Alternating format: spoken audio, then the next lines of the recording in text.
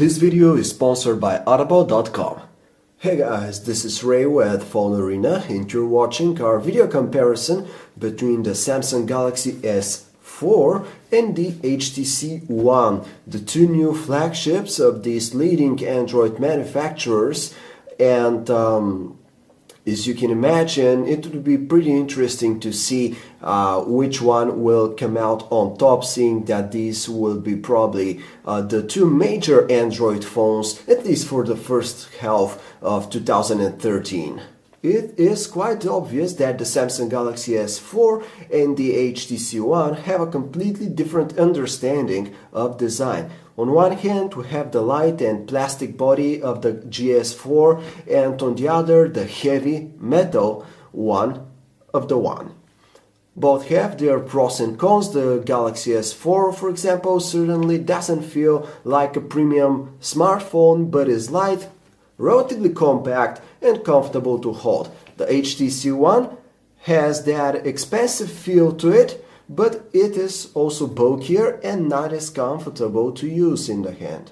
Overall though, it shows that HTC has paid much more attention to the design, and the One has this impressive appearance, and every small detail on it, like the physical buttons, for example, feel like they're part of a quality, expensive product, which they are. Meanwhile, the Galaxy S4 has a blender appearance, and none of its physical features manage to be particularly exciting, with the sole exception of the fact that Samsung has managed to fit such a big display in such a compact, for today's standards, smartphone.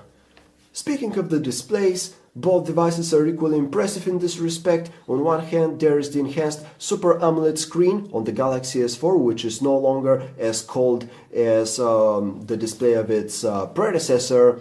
It also has the high contrast of AMOLED screens, the lush colors, and on the other hand, though, we have the Super LCD 3 display of the HTC One, which is equally impressive, but with more natural colors, but still very vibrant. The Galaxy S4's display is a bit bigger. It's 5 inches versus the 4.7 inches on the HTC One, but the difference in reality is not really big. Now let us say a few words about our sponsor, Audible.com. Audible is a leading audiobook service with a catalog of over 100,000 hit titles like The Hunger Games or 50 Shades of Grey, just to name a few. What's more, if you go to audiblepodcast.com/phonearena, you'll be able to download one free audiobook and listen to it anytime on any device. If you want to get started with this beautiful service, just head over to audiblepodcast.com/phonearena. Both smartphones come with Android Jelly Bean, but the Galaxy S4 has a slight edge here, as it features the very latest version 4.2.2 out of the box, while the HTC One is initially equipped with Android 4.1.2. That doesn't mean that the HTC One users will be missing much in terms of Android features, but the more important thing here is the vast difference between the two custom user interfaces that HTC and Samsung have utilized here. HTC and Samsung have worked hard to create new features for their flagship phones, with which they hope to attract the attention of customers. However, they have once again gone in completely different direction. On the HTC One, for example, we have the new Blink Feed user interface, which is this one here, which, as you can see, is very similar to Flipboard, for example. It shows you latest news and updates from social networks in this pleasant user interface, but in addition, of course, you have kind of a more traditional Android UI here. If this Blink Feed is not what you is not really your cup of tea, the good thing is that you can also make some of these standard home screens here your default one. So when you're pressing the home key, which happens pretty often, you'll be sent to one of these and not back to Blink Feed every time. Everything or almost everything in the HTC One is very well made. This time I'm talking about the software features inside it, like the blink feed, as I said, like the HTC Zoe's, the new camera feature, the automatic album creation inside the gallery. So HTC has really done a very good job with the features on the HTC One.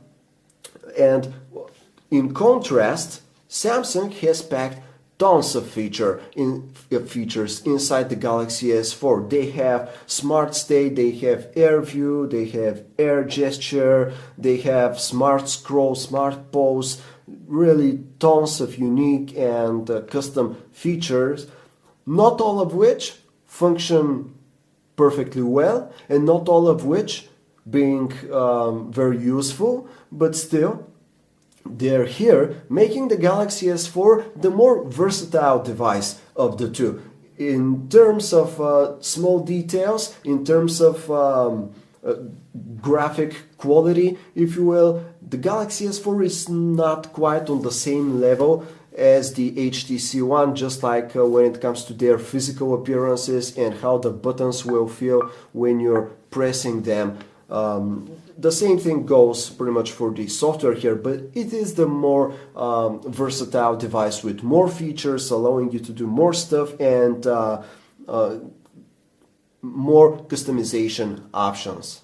The Galaxy S4 comes in two versions, one with Snapdragon 600 and one with Exynos 5 Octa, depending on the market. We're testing the one with Snapdragon 600 here, which is the same chipset in use by the HTC One as well. Both devices are armed with 2GB of RAM and the Adreno 320 GPU, and both run perfectly smoothly, as you would expect from cutting-edge smartphones these days. So both of them perform exceptionally well in benchmarks, in 3D games, when just browsing through the user interface, no lag whatsoever. So great job by both companies optimizing their software and implementing the new Snapdragon 600 CPU. There is a slight difference, however, when it comes to internal storage. Once again, the Galaxy S4 tends to be the more versatile, the more flexible device. It comes in 16, 32 and 64GB versions, and also features a micro SD card slot here inside for additional memory if you need. The HTC One, however, only comes in 32 and 64GB flavors and does not feature a micro SD card slot. Both the Galaxy S4 and HTC One come with their custom browsers made by Samsung and HTC, and we really appreciate that, because both browsers are better than what you will get if they simply had the mobile version of Chrome, which is slower and less responsive than both of these guys here. In addition, both the Samsung browser and the HTC browser feature support for Adobe Flash, so you're getting the full web with both of these handsets. The GS4 and HTC One are great camera phones with lots of settings and options for you to tweak. The HTC One has the unique Zoe feature, which captures short video footage along with each shot, making for an impressive multimedia experience when viewing your photographs. The Galaxy S4, on the other hand, has a bunch of special shooting modes, which tend to be pretty useful if you happen to be in some of those special situations. The higher resolution of the Galaxy S4's camera, however, definitely gives it an edge when it comes to detail. As you know, the Galaxy S4 has a 13 megapixel camera, where the HTC One has a 4 megapixel camera, but using larger pixels. The idea here is that the HTC One should produce better images in low light, and to an extent it does, although the difference is not really tremendous. In all other situations, however, we tend to prefer what's coming out of the Galaxy S4's camera, because its 13 megapixels allow it to capture more detail into the scene and Overall, its images tend to be with higher contrast and more vibrant colors, making them more appealing to view.